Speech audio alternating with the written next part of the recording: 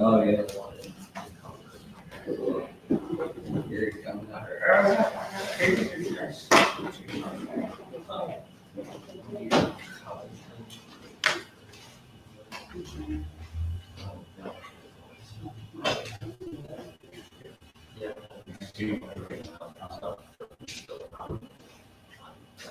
You ain't changing nothing.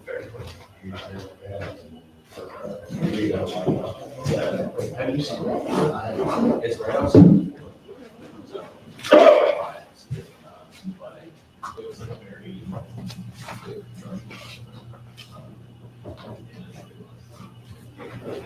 They go on back.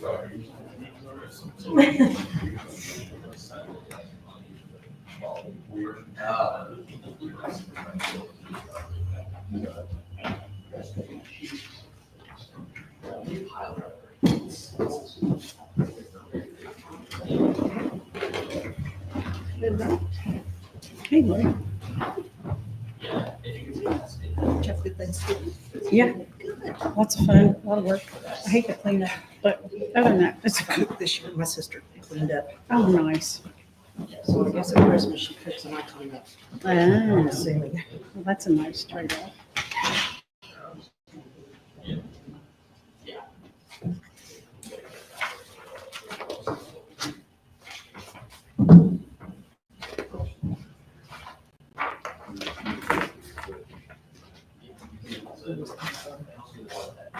Darn.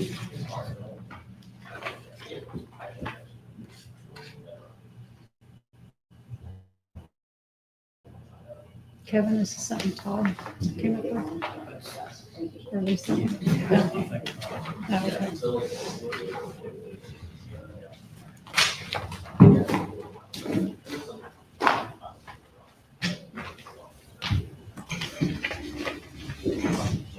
Oh, okay.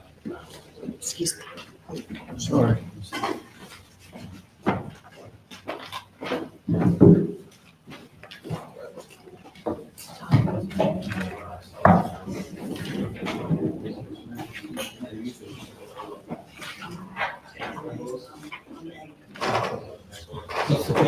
I know. My test was positive. I needed to get for 10 days. I don't know, negative now.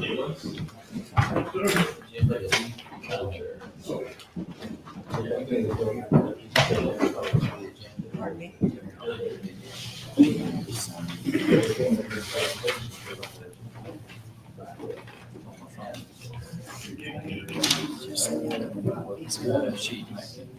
Okay.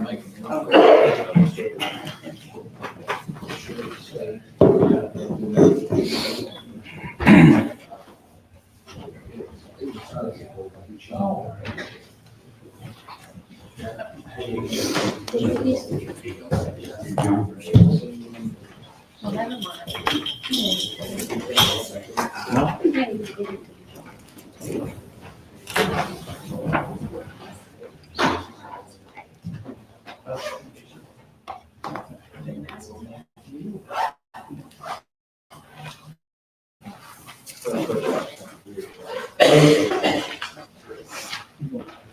Yeah. And then, I have to turn on this recording before you call the order, so wait till I get back. Yes, sir. How are you doing? Well. There you go. You are so kind, thank you so much.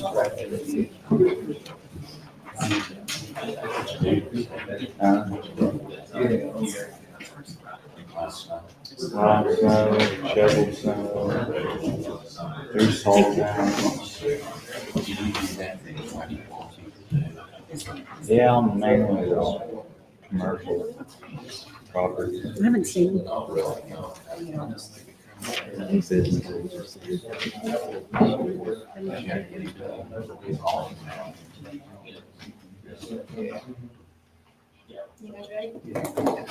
Yes, I do.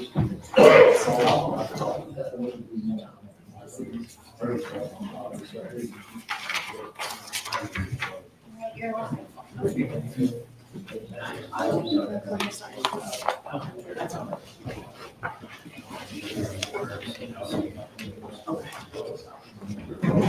Good evening, everyone. Good to see everyone out this evening. I'd like to call this meeting to order. Todd won't be with us tonight. He talked to me this afternoon. He was ill, so best to keep things where they're at instead of spreading it around. So he asked me if I'd fill in for this evening. So I've asked Emily if she would lead us in the pledge to the flag, and then I'll do the prayer.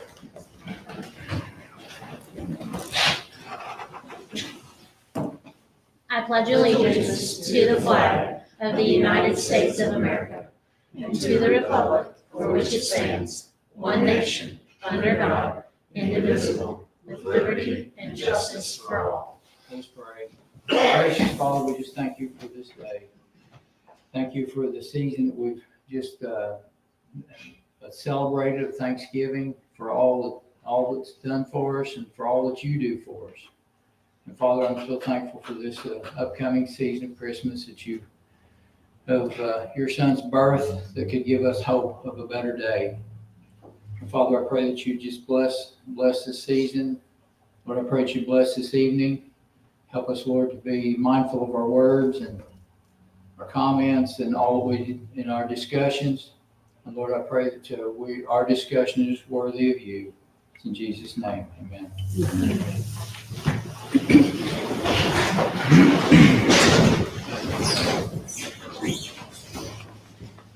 All right. Review and approval of minutes. I'm going to turn that over to Lisa right now. She's going to impart on us there what's going on. Okay, I want to let everyone know that I do not have the meeting minutes done from the last meeting. My apologies. I've been sick with COVID for about 10 days and it's been kind of difficult. So I will get those out to everyone pretty soon. They're almost done. But there was a lot of information discussed. I want to get it right and I want to capture everything. So I'm going to need a little bit more time on that. So thank you, Kevin. Okay. Everybody good with that? Good. All right. We don't need a motion on that or nothing, do we? No. Okay. Just want to be sure. Yeah. All right.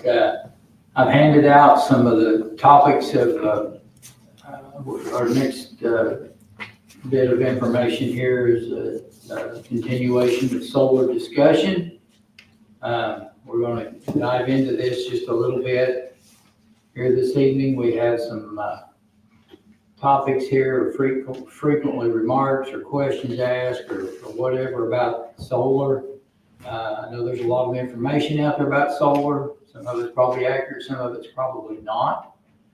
But we're going to get started on that.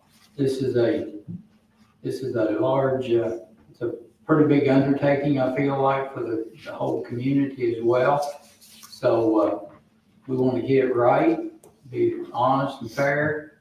And so we'll start with this. And my first comment about that is this solar is a pretty, or alternative energy or solar, ever how you want to address it, pretty major topic in our area right now. Well, it's all over the state. It's a big elephant. And the only way you can eat an elephant's one bite at a time. So we're going to take this one bite at a time here. We'll get started a little bit more this evening. I passed out to the commission members some of the topics here we want to kind of look at here tonight. Not coming up with a final on it, but just kind of gives us something to think about. We're going to run down through it, and hopefully, I'm sure we'll have comments. Probably on a lot of these. If we get too winded on some of these comments, we may have to address that with some time limits, but hopefully tonight we won't have to do that. But the first thing we're going to look at is the definition of a solar farm. Things to include. We'll just go down through these one at a time. It's just some talking points that was come up with. minimum acreage, percentage of acreage in the county, that can be occupied, location, that type of thing. Any comments? I guess the definition of solar farm or alternative energy, ever how we want to say it, is, I don't know, I know as you read other counties' ordinances and that type of thing, they give definitions for that. So, comments? Yeah, I'll take, well, point of order, I've got something that I actually pre-wrote, so I'll go ahead and put it in here. And then we can go on, I have a whole list that I've compiled of like county by county, what they've got going on their solar. Well, So, good evening, You may not get up, discuss all of that here this evening. oh yeah, we're not getting it all done So, tonight. Yeah, we've got till what, June of 2027 to get this done because we're currently in a moratorium status. So good evening, my name is Lucy Brenton and I just wanted to address a point of due diligence regarding one of the solar development companies that is seeking property leases in Washington County. I was told that the 8,000 acre project on the east side operates under the name Hecate, Hecate. And that was curious. I remembered that that was a Greek goddess, and without making any moral, religious, or cultural judgments, it is relevant to note for public transparency that Hecate is historically derived from Greek mythology, where it refers to a figure associated with the supernatural, death, and underworld themes. This information is publicly verifiable, not tied to any present-day claims about the company's practices.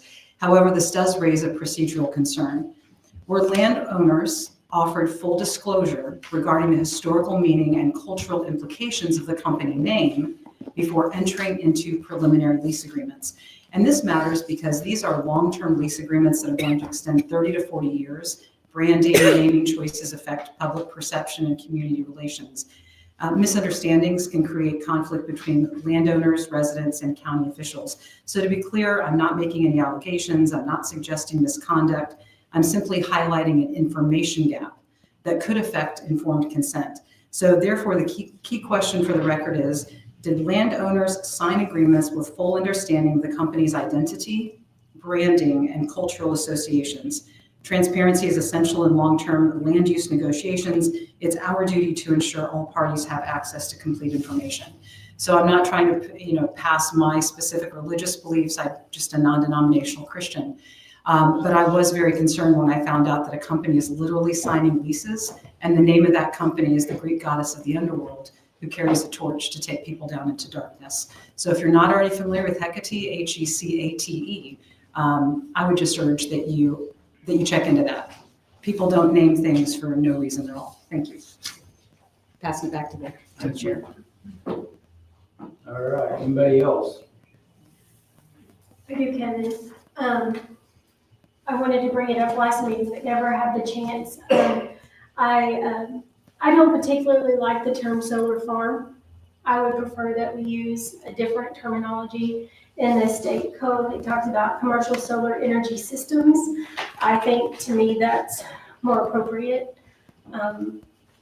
There is some negativity associated with solar in the county, and I just don't want that negativity to spill over to agriculture, because some of these solar energy systems may be on agricultural land, they may not be. We are producing something with a solar energy system, but I just feel like that's a little bit more clean, I guess, in terminology. So that's just my thoughts. Thank you. Well, let's, hopefully you're will be in the minutes here, so if you keep I'll try. it's recorded, Your so. preference is, Like what it's called in the Indiana code that I'm familiar with. okay. Not read every single thing. I don't understand every single thing in it, but they call them default standards for commercial solar energy systems. Yeah. So I like that term better than solar farm. Thank you. 100% agree with that. They abbreviated a CSE system. Yes. Lots of abbreviations. We like acronyms. Yeah, I've got SES. Did you need the citation, Lisa? No, okay. All right, And those would also encapsulate, that terminology would encapsulate whether it's wind or anything. That specifically says solar, Oh, it is. commercial I'm solar sorry, energy, yeah. yeah. I wasn't thinking straight. No, you're good. There's Yeah. a lot of words there. Indiana Code 36728, Section 8A says, as used in this section, solar energy system means either the following: solar collector, solar energy. And I think Danielle is 100% spot on that, because we're not farming anything. And the law at the state level uses solar energy system. So we're basically, you just take the word farm out and replace it with system. Solar, Commercial solar Energy system, systems. energy systems, okay. please. I mean, this is something, make note of it, and when we get down to the brass tacks of the document itself, this is just kind of go around the room, get everybody's opinions on what is what.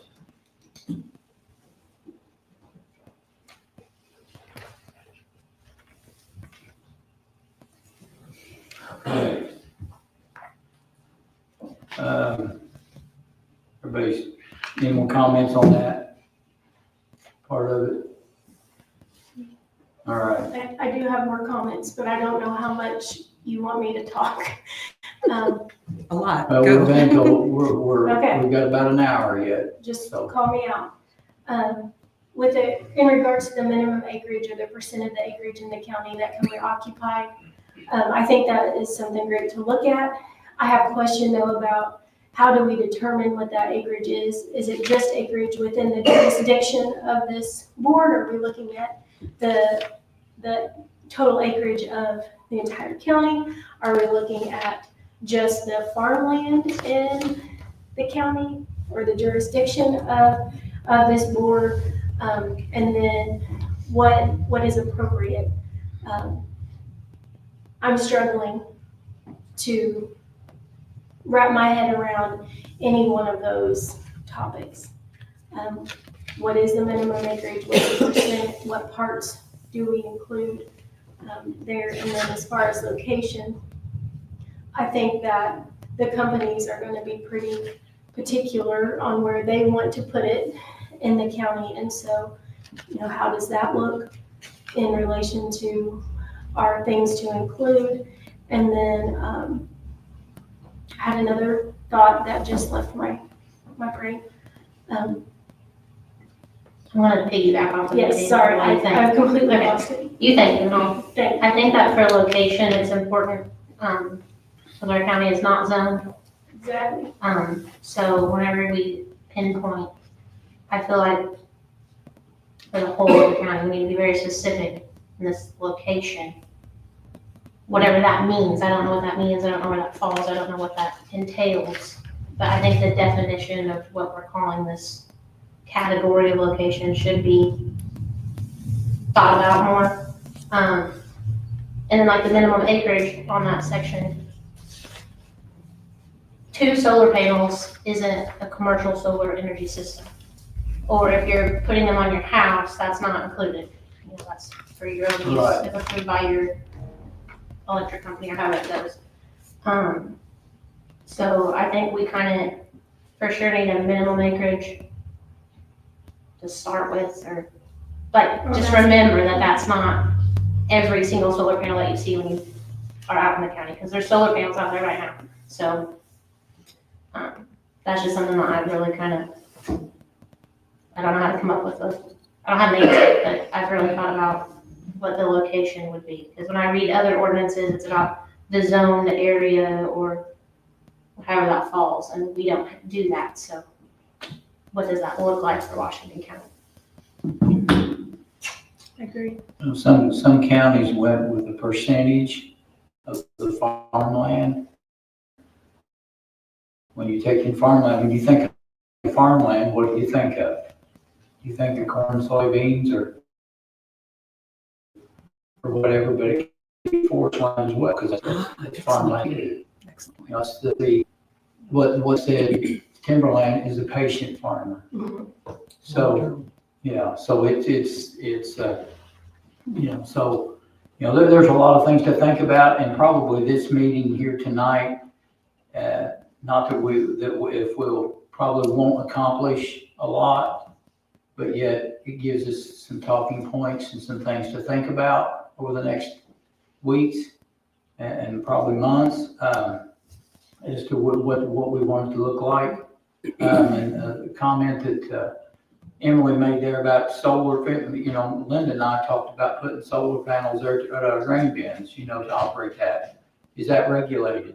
I don't feel like it would be, because it's not considered as a total there, or someone's got them, has them on their shops or whatever. That's not the intent here to regulate that type of thing. But, when you start talking about, I know regulate's probably a bad word, but we want to be sure that whatever's done is done correctly.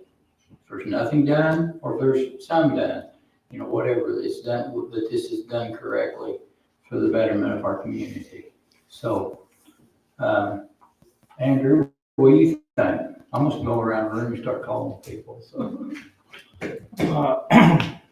I would like to see a minimum acreage on farm ground. Okay. As far as county. The whole county. Well, I think our minimum is probably going to be about 10,000 for these two projects. So then what do we cap it at maximum? I Googled and it says 330,000 acres in Washington County, and it lists 190,000 of them as farmland. But as Kevin just astutely pointed out, forest can be farm. So, are we thinking like a lot of counties do, where they go 2 or 3% of the county acreage? So that would put us at, 6, 7, 9, 10, effectively locking out anybody after, these two.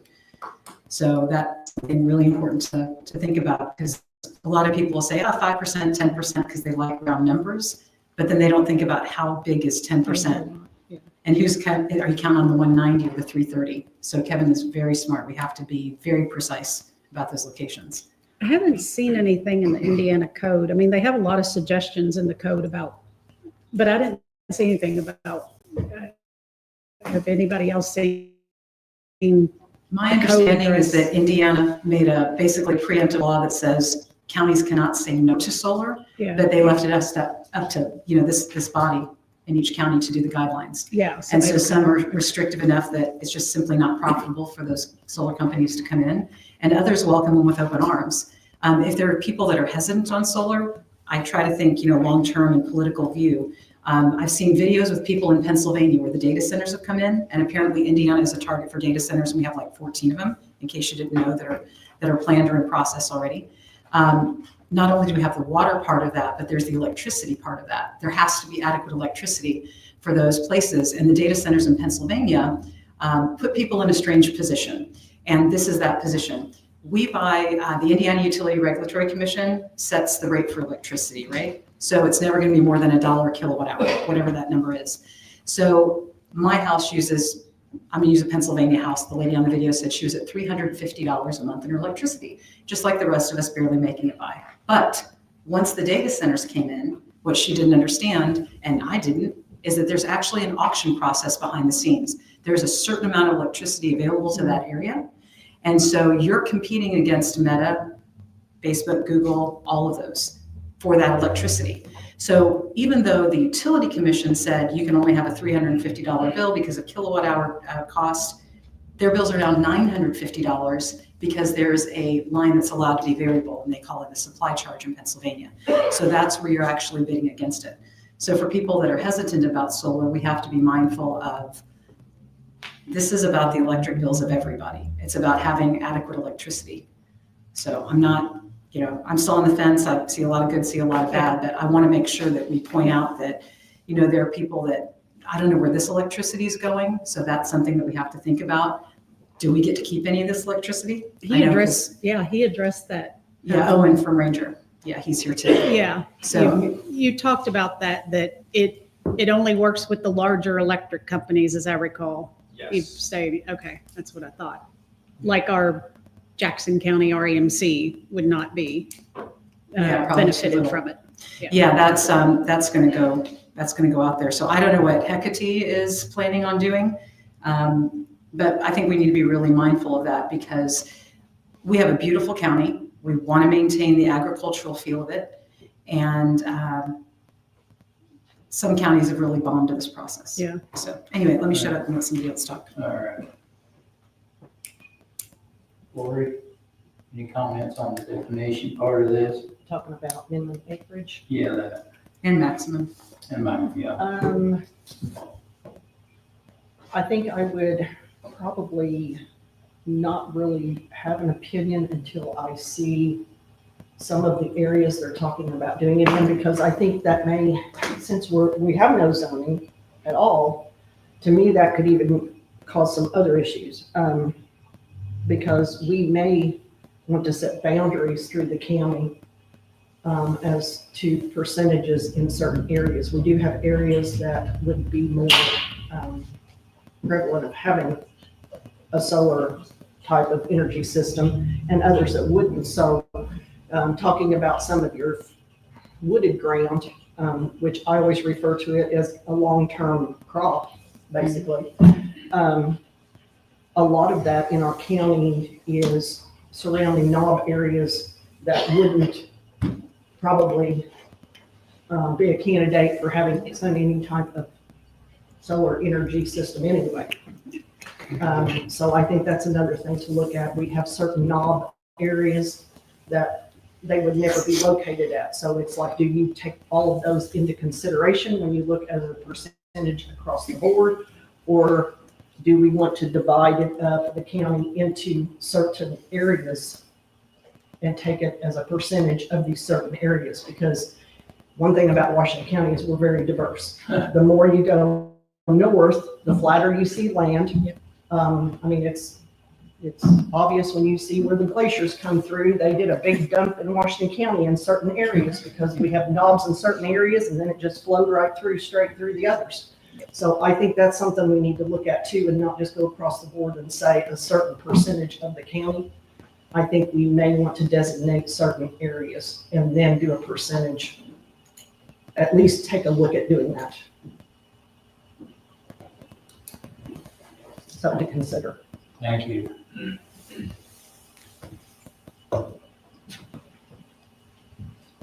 You spoke.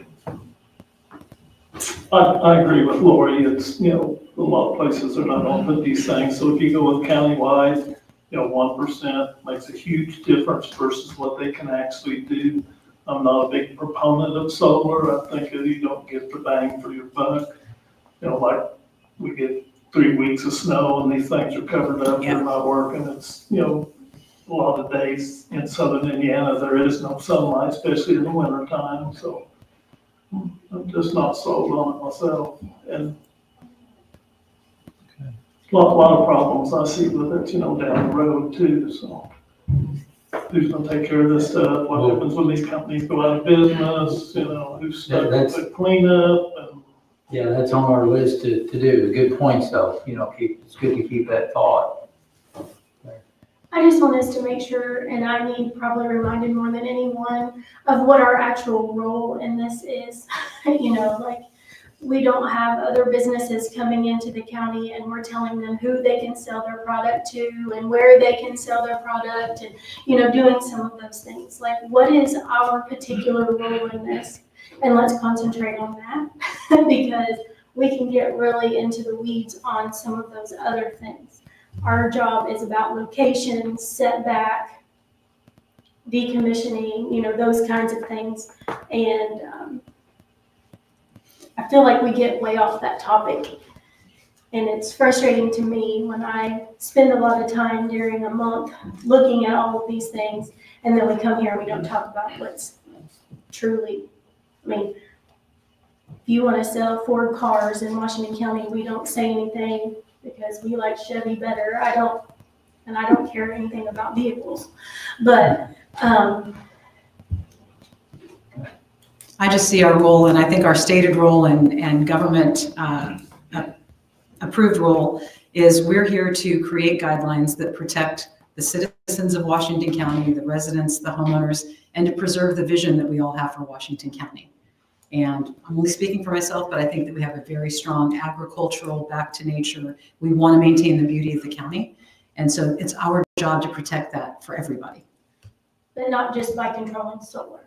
That's, I guess, my biggest. Yeah, thing. solar's only a piece of that. Solar is only a piece of that, and I agree that it needs 100%. We need to have, I don't think regulation is the right word, but that's the guidelines, whatever that is, standards. We need to have that, but it does, me personally, it bothers me that, confined animal feeding operations are regulated in this county. Very little else is regulated, and they're regulated heavily. This looks like it's being maybe regulated heavily. How do we pick and choose those things? And I do have concern about that. So that's all I'm gonna say. You look at this and you talk about the regulation and all on agriculture.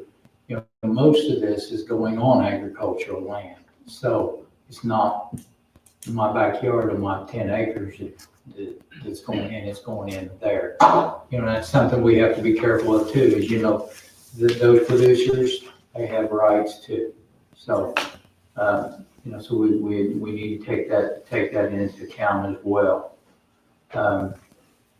So I'm gonna pick on Travis. He hasn't said, what's your thoughts on this, Travis? I know you're here and you're not voting here, but you have input, so.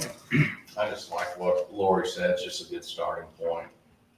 The comments she made, to get started, we just need to get more information, really have an opinion on it, so. But I like what Lori said. I would like to add one Yes, thing. ma'am.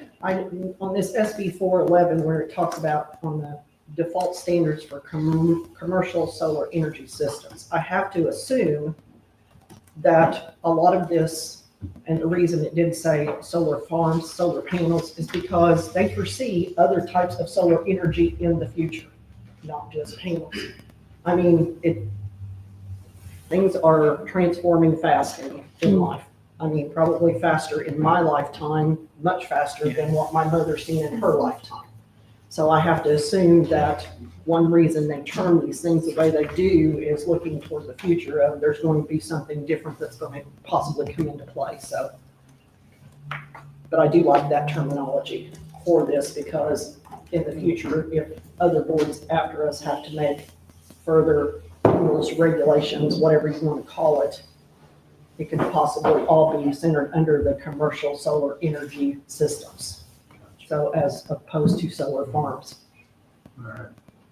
You did bring up a good point there about other stuff. I mean, there are the nuclear thing's already gaining a lot of steam as well, small nuclear systems. So, it's something to keep in mind as well with this definition of the commercial solar energy system. I think that's the word. Did I get that right? Good job. Yes. All right. So, all right. Well, we've talked a little bit about location, but we'll move on down here to number 2. Like I said, this is just good things to think about so that we can address these things a little more fully as we go on. And I might sleep on this tonight and come up with a brainstorm of some sort or other. You never know. Okay, let's move on to number 2, which is some discussion on setback requirements. And that could be from county roads, property lines, closest residence. There's a lot of different things here. Opinions on that. I've got data from different counties that I've tried to compile. So Wabash, Rush, and Fayette, looks like they've got about a 1,320-foot setback, 1,500-foot buffer between CSES facility and property lines in Whitley. Allen, Fort Wayne, which is where Fort Wayne is, if you remember, Spencer, Huntington, Fulton, Fort Wayne, they all have a 1,000-foot setback from the property line. Some people have 800-foot setbacks. So, really that almost we need to get like a tape measure, to really understand what that is. I mean, 660 feet. Okay, so you got 2 football fields. That'll give us kind of a basis for comparison. And that was from where to where? Well, one is 650 setback from a dwelling, 1,250-foot setback from substations. So you really just have to go county by county to see what it is. But that gives us an idea of what our neighboring counties are. The more restrictive ones are going 1,250 feet, and the less restrictive ones are going 500 feet.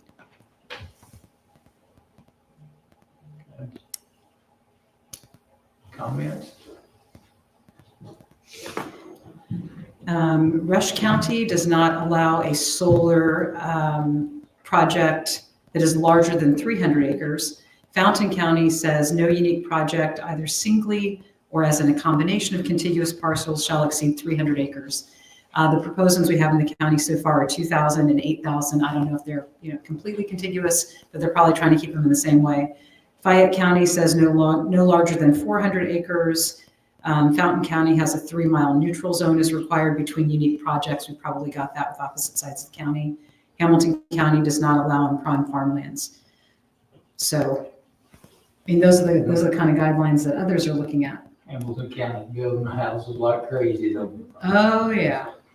But I came from there. I could throw that, but you probably shouldn't throw that out. But I escaped from there. I'm happy to talk about Fishers. a lot of things there with the property line setbacks and, some have said 500, like Lucy has said, some have said 500. I've heard 500. I've heard as high as 1,500. Another thing we need to think about probably in those setback corridors is karst topography. Yeah, Owen had addressed that sinkholes. before. Sinkhole, we'll get to that and that type of thing. So we'll go back around the room again. I think that we need to keep in mind that a lot of this is massive farm ground in the county. These parcels have probably not been surveyed in a long time at all. Yeah. So when it comes to setbacks, we need to keep in mind that as these projects come in, we're going to learn where the property lines are. So that's something that we need to think about whenever we create a setback. We don't know where the line is yet. Right. So whenever it's established from the neighbor, those houses might be closer than we expect. And kind of like the CFOs and CAFOs and all the other letters, FOs. That's one of the things that they have to do. You have to have straight distance from point A to point B. I remember that from like the applications that we've seen, from houses, the property line, this county road, but we also need to keep in effect the state road. That's a big one. If we're going along the state road, we're gonna come up on those, and then, not to drive this survey thing into the ground or anything. But I also think about if these parcels that the solar farm is coming into, if they don't have road frontage, how's that gonna look? If you don't own your way in, or are we gonna require that there's an agreement written, who's gonna maintain it, those kinds of things. That's just something I've been thinking about.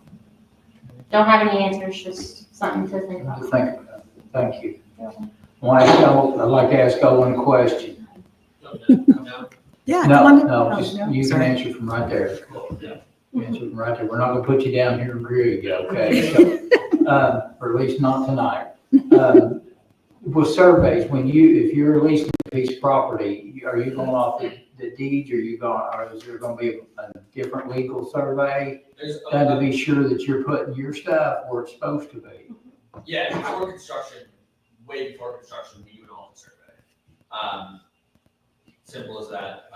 The leases will use a legal description usually from their own mortgage or the deed. Like you said, it's often wrong, so every single project we do, you go out and survey. Some counties require it at permit submittal. That's not ideal, but it's doable. But definitely before, especially the ILP or really any type of construction work. Yeah, it's a survey. Okay, thank you. I'm picking on people, and I'm okay, but I don't have too much input on that right now. obviously there needs to be some setbacks.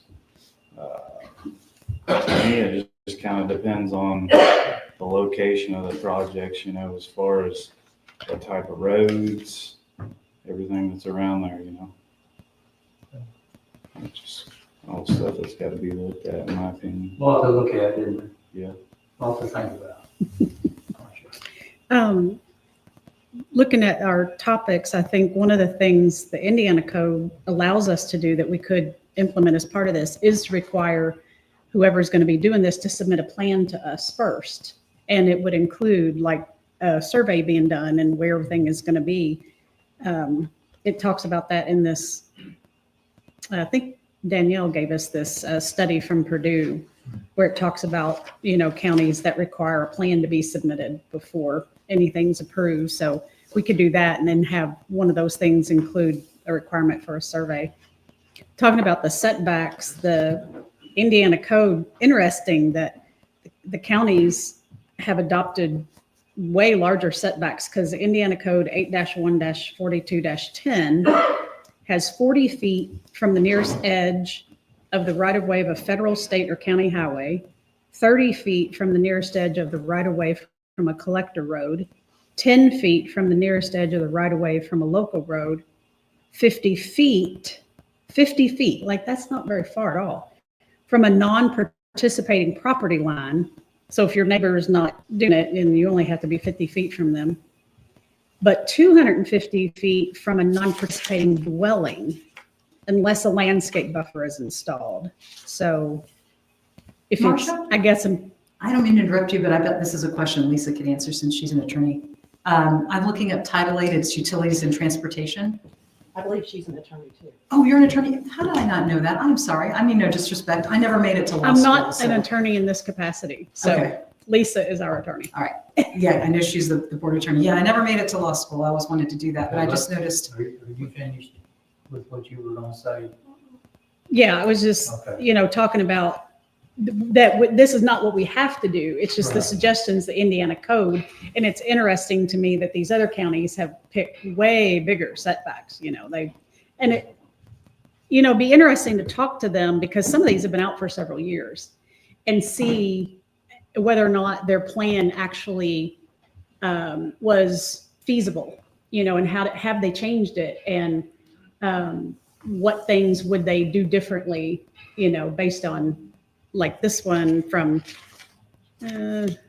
Miami County, I think it is 2021. So that's 4 years that they've had it in place. So it'd be interesting to find out how it's worked in their county, and just use somebody else's experience, Anyway, what were we going to say, Lucy? Oh, no, by the way, congratulations. I wish I was an attorney. Maybe one of these days I'll get it. But I just noticed that Title 8 was utilities and transportation. And I thought that it was Title 36 for solar. Maybe I'm wrong. Yeah. It could be in more than one place. Yeah. So I wondered which Yeah. one would apply, or maybe actually they both apply. Yeah, it's very possible. It's, So 'cause- Title 36 will probably have the setback from the homes and buildings in the county. But if we've got a railroad track going through, then the solar company's still going to have to meet those. yeah, this one was specifically, this was the General Assembly passed Senate Bill 411 in the spring of 2022, which was this specific code. But there may be other things because legislators aren't real organized sometimes. No offense if there are any legislators in here, but just saying. Anyway, All right.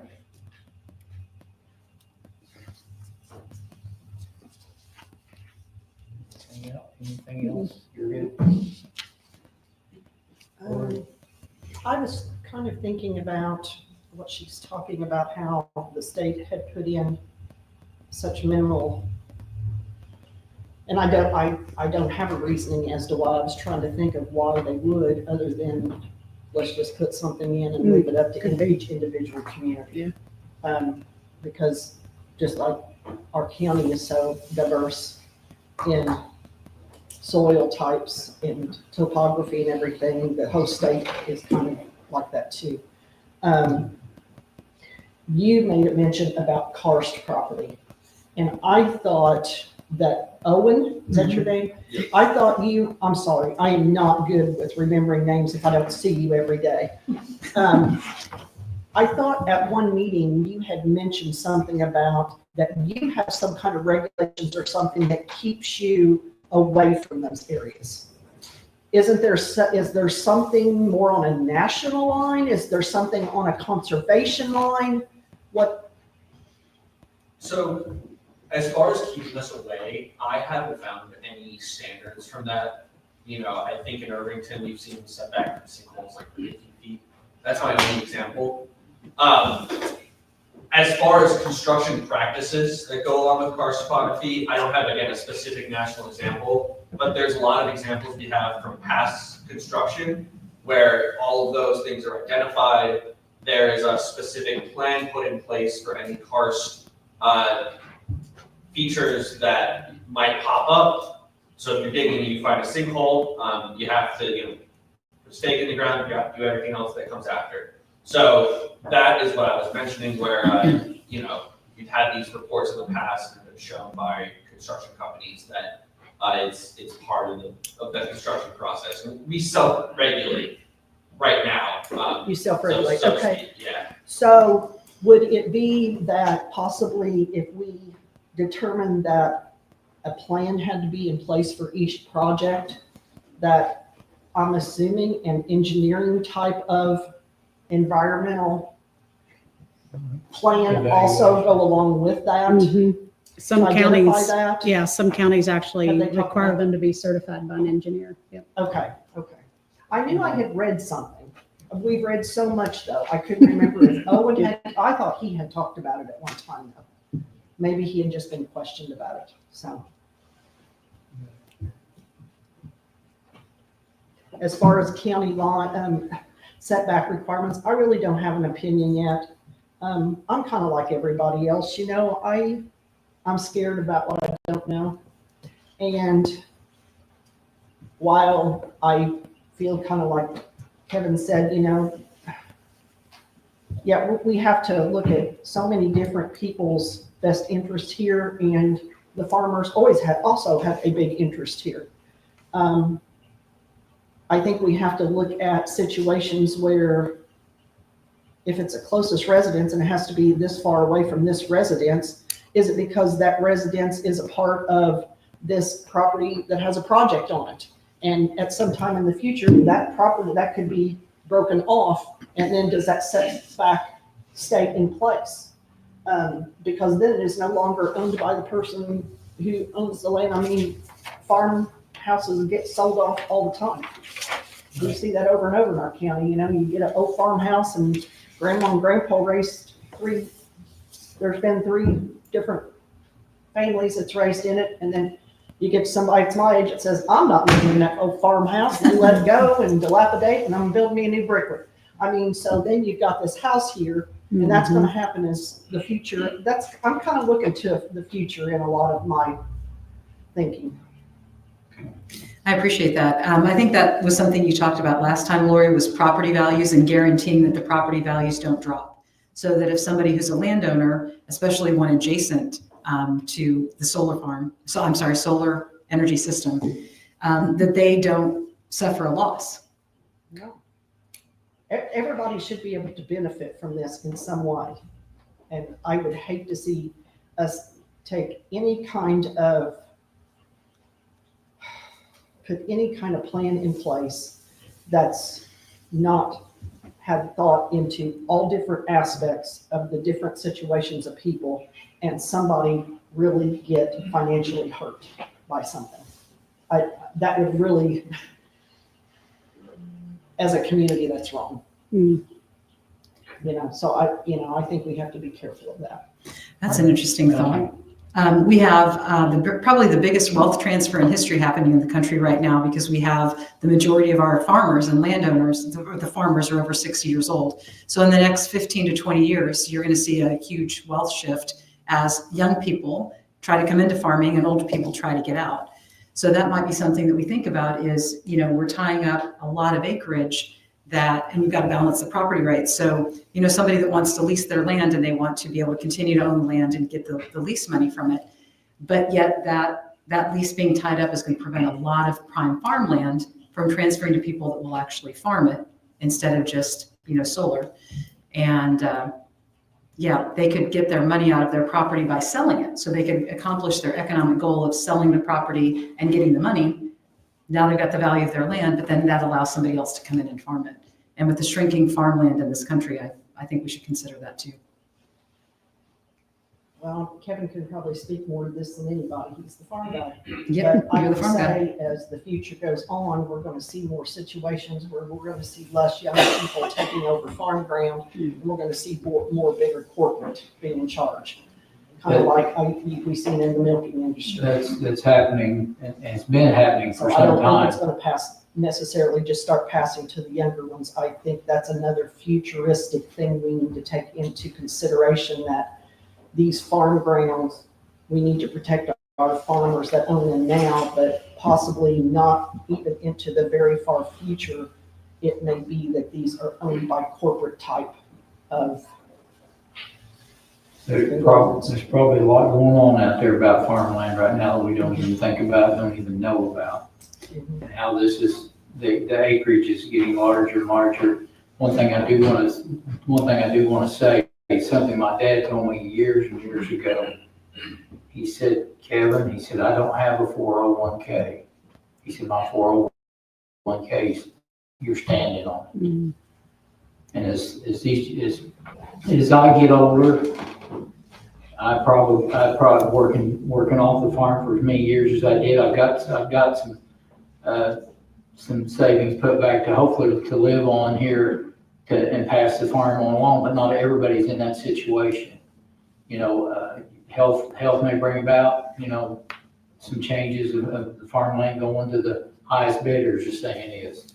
And so, there's a lot here to think about, a lot that we could probably spend the rest of our waking days thinking about this, but we'll have to come to a decision here one of these days here, probably not too far down the road, about all of this and how we want to do it. And these documents are fluid as well. They can be changed in a few years or whatever. That is a good thing about this. It's set in concrete, but it's not hard concrete yet. So, but anyway, you got some comments, Lisa? No, I don't. Okay. I'm just smiling at what you were saying. So, was that a good smile or a bad smile? It's a good smile. I don't usually smile when things are not good. Oh, okay. All right. Oh, all right. I've always. You want to say? You've always got something to say. I've always so- I've always got something to say when you're talking about, farm transfer. I know some states are going to actually reverse transactions where foreign countries like China have bought up, especially next to our military bases, which is not suspicious at all. So when we look at Indiana, Bill Gates has actually bought a ton of property in Indiana. And when I was looking at a heat map of where he bought, I noticed that counties like ours, Washington, would be very, very interesting to Mr. Gates, because everywhere that he's bought are above big aquifers. I mean, water is the next thing that's really going to be an issue in our country. So maybe we need to consider, I said this morning, a Washington County proclamation that, we are free people and we believe in liberty. And so we're going to make sure that at the county level, which is really the highest law enforcement that we can have, that the county level protects this. So as we're thinking about zoning, do we create a rule that big corporations can't come in? So that BlackRock can't come in and do to Indiana farmland what they did to single family homes. So maybe that applies to solar or not, but I know that BlackRock has bought up coal companies, coal producers, and then electric producers who use coal, whatever that term would be, in Evansville, and then they dialed down the production. They prevented them from doing as much production as they could of electrical power to make it seem like solar was more necessary. And then they got the grants for solar.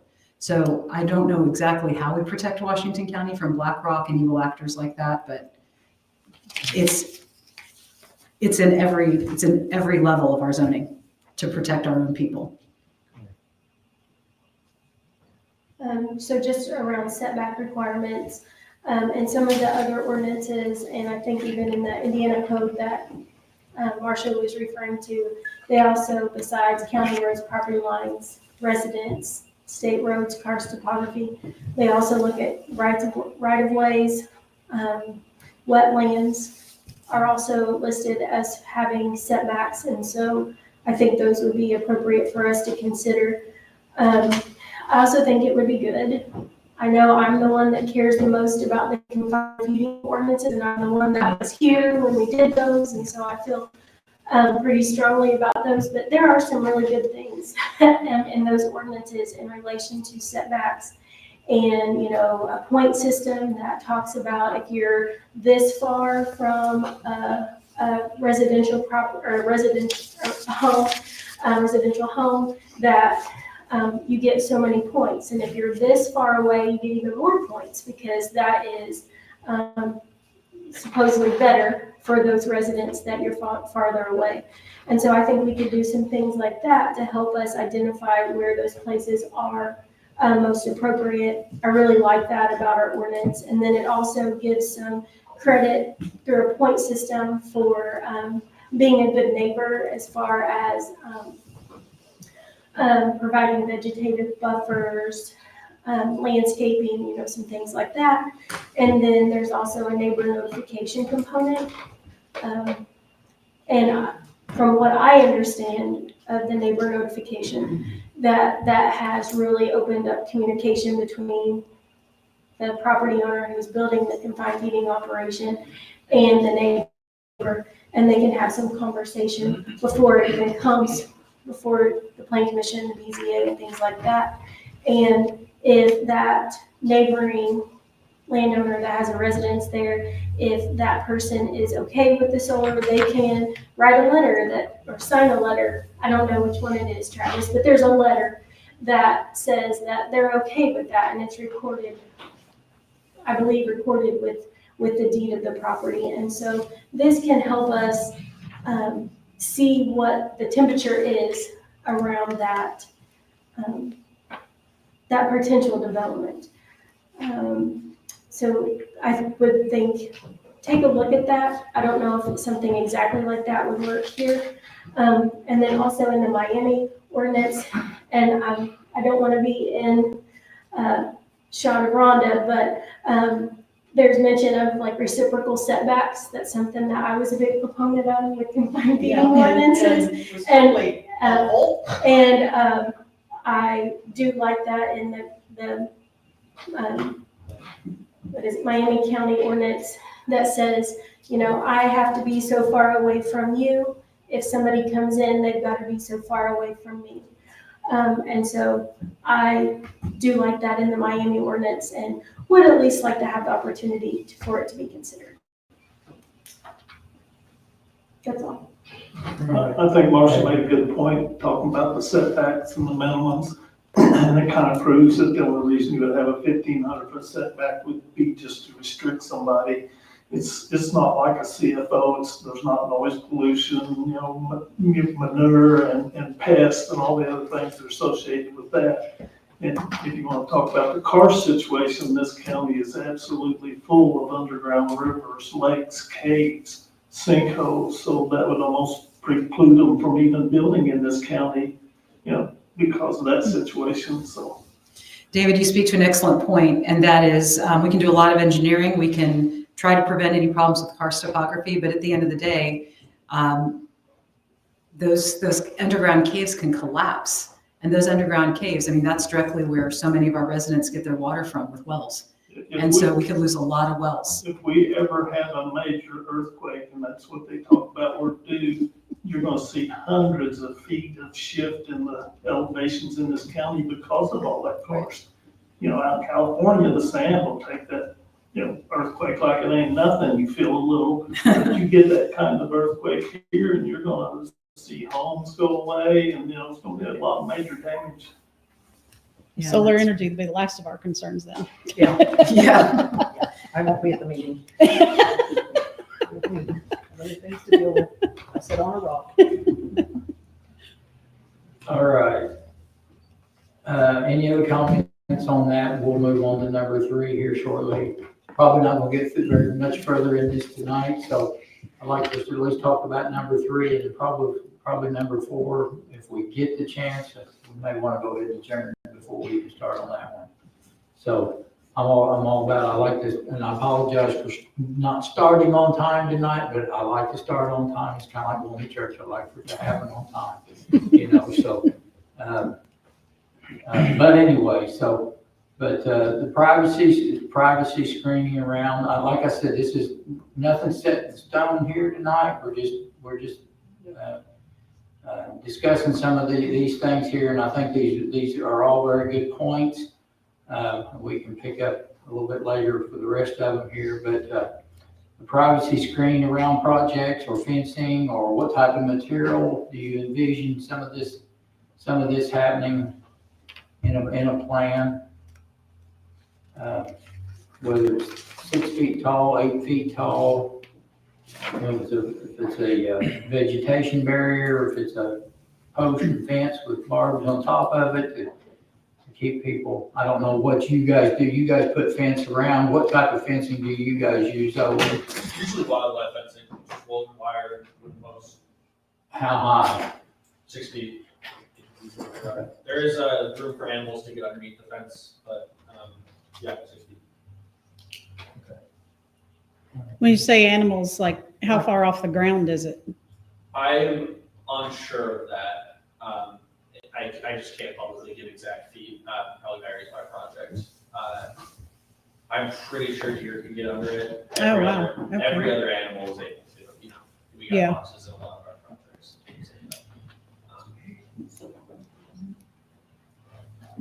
Okay. Comments on fencing? Personally, I'm not for it. Restricts the movement of a lot of animals and, just, especially if you're talking an 8,000 square foot, 8,000 acre area, that's, we have a lot of migratory birds and stuff that can get caught and stuff in the wintertime. That's an excellent point. You know what I like about, we've also got vegetation issued here, or listed, and vegetation, that creates oxygen for us. It grows, it replenishes the soil. And I'm also concerned, as you are, with animal movement. Okay. Any other? I guess one of the things with fencing and some of the different things that I've read, kind of going back with setbacks a little bit, is where do we measure that setback from? Are we talking the actual fence that is enclosing that area, or is it the actual piece of solar equipment? And so that was a question that I had marked here. I think we need a fence around it for protection of humans. So I think that is very important. And, the Indiana Code says at least 6 feet. 6 feet seems to be an industry standard from what I've read. I could be wrong. But, with that, and then as well as vegetation, there needs to be a ground cover, that's going to be producing air and could also be feeding livestock and could also be promoting pollinators. And so I think there's some opportunities with that. And, in some ways it could be more beneficial to natural resources, wildlife, things like that, than maybe other alternatives, I guess. Thank you. Yeah, I think the fencing could be beneficial in the sense that if you have a neighbor that doesn't want to look at your solar field, they may want a fence that blocks that view. So our fence might not even be enough. Purdue study said that many of the ordinances excluded the use of barbed wire, razor wire, and some of them had a very specific type of fence. So there might be some instances where, like a privacy fence would be appropriate, so that the neighbor that doesn't want anything to do with this doesn't have to look at it, but yet still keep the integrity of, like you said, wildlife being able to move around. And that's one of the things I love about living here. Is when I go out to the barn, I see 3 deer laying down in our pasture. I'm like, that just does my heart good. So that is something I don't want to see go away is, the minimizing our wildlife, but yet, being sensitive to landowners who don't want to be a part of this either. So Owen said, I'm gonna put Owen on the hot seat again. So Owen said they usually use a type of woven wire fencing. What's the purpose of that? Aesthetics. Normally counties. See, I see that as more negative than beneficial. And maybe I want to make sure we're talking about the same thing. Yeah. It's, coming from someone that, less farm experience, but, wooden posts, and then it's a wire that goes across like that, and there's about, like 6-inch, square that each wire kind of leaves behind. Is that, I think that's part of why they call it a wildlife fence, so that rabbits and things can go through it and it doesn't block them. And so are you saying that the fences are, from your point of view, needed to protect your equipment from larger animals? larger Is animals, that, not so much, it's really just for trespassing, we need to delineate where our property is. A fence is required, we think, a wildlife fence looks better than a regular chain link fence, and most of the counties we work in, agree. Any barbed wire on top of this fence or anything? Yeah, we don't want a bunch of fields looking like a prison. I think you did have pictures of Yeah, it yeah, as I well. showed you a lot. Yeah. It's just a regular agricultural fence as far as I can call it. It looks like every other one that I see usually. I think when it comes to fencing, it's important to keep in mind, people call all the time about wanting to put up a fence and property line fences, and that already applies. You call your township trustee, there's rules for your property line fence. So we need to keep that in mind. You can put up a fence anytime you want, with any material you want, but we don't want to make it too ridiculously crazy to put up a fence. Because we keep our farm, you can drive to the county and every farmer has a different type of fence to keep their animals, and I'm not crazy, I live here, but there's all sorts of different fences up, and some of them are better than others, or more appealing to others, and some of them are falling down, and some people don't even replace them, it doesn't matter. So I think we just have to keep that in mind. If you put it on the property line, there's rules already in place that you need to follow, if that's where you choose to put it, So he would only actually be responsible for the right half acre. Yeah, there's different rules that come Right into half of your effect with property. this, so we don't want to get too wild. And a lot of people live in positions where you might have to build a 20-foot high fence for them not to look. And really, it's just an aesthetic, value that you're looking at panels instead of somebody building a house or having livestock or whatever. And I'm not sure that we can really control what you can see, Yeah, I'm sure people want to put up a fence just so they don't have to see their neighboring area anyway, and that's if you want to put up a solid wooden panel fence at 12 feet high, then it's more power to you. Good at maintaining it. Yeah, I guess a comment that I might have there is the fencing would it be restrictive to wildlife? Because I know if you take 2,000 acres, I'm not just picking on you, whoever takes 2,000 acres and fences it so wildlife cannot move through, that wildlife's coming to my place to eat. We counted 27 in a 25-acre soybean field this year at one time, out there grazing. Imagine what my yields were. So if you move that and you force those 27 to go somewhere else to live, they're coming to your yard, they're coming to your yard, they're coming to my yard, or my field, or whatever. So if they can get through, it may eliminate some of that issues. But anyway, another thing too is you guys, I'm not trying to pick on you, Owen, okay? Please don't think that I am, because you're here, you're gonna get questioned.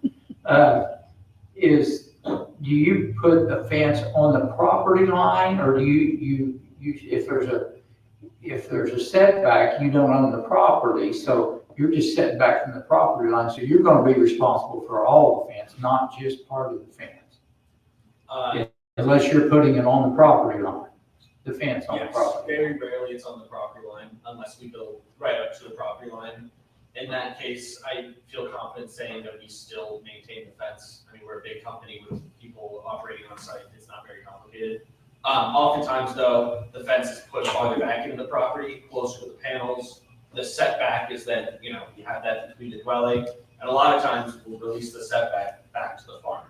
And that farm. Yeah, and so that's the other point of the fence is to keep it separated from the farming operation right next to it. Okay.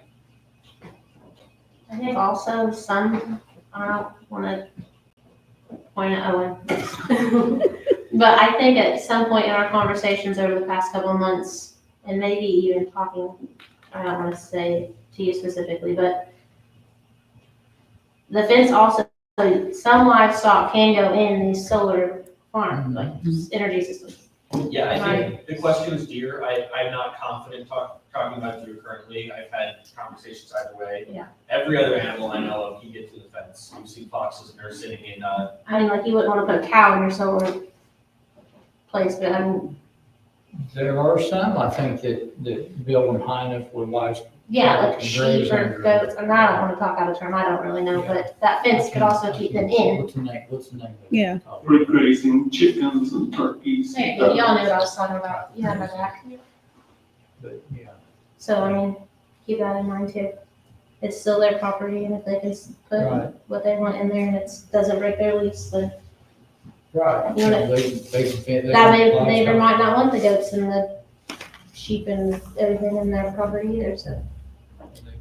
Do we have anything on here about noise? Because I've heard some people say, well, it sounds like about as loud as your refrigerator, but refrigerators can be pretty loud. And if that's, we wouldn't want to infringe on somebody's quiet enjoyment, especially if they're next door. Well, that's something it can be discussed. Here, add it to the bottom of your Add it to the bottom. commercials, your paper here, and we can address that the next meeting possibly. So we're happening on about 4 minutes from our projected adjournment. So, Lucy, do you have a copy of this Purdue study? I don't think that I do. Okay. You Because probably gave me it one, I'm sure I talks lost about it. the sound level limit, the Indiana code recommendation. Oh, thank you. So Yeah. it's a 50 weighted decibel. That's good. I know hearing damage starts at 80 because I made my kids turn all the devices down to 70. I think I have an extra copy. Yep. all right. Oh, yes. We do have something else here we need to discuss. If we could, I'd like to, if it's all right with everyone here, I'd like to end this topic of conversation here for this evening. Yep. Something we need to bring up and be ready for is the upcoming year, for the meeting days for this commission. And Lisa's put together a time here. The times would be, always are the first Tuesday, aren't they? Unless it's, Let's see, one of them. I haven't looked at that. Yeah, I think they all work out that way this. It looks like it's falling into the first Tuesday of every month. Yeah.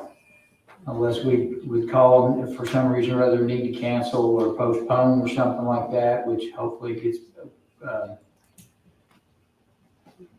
put on the, yeah. Yeah, I'm a loss for words. But I'd like for us, if we could, adopt these.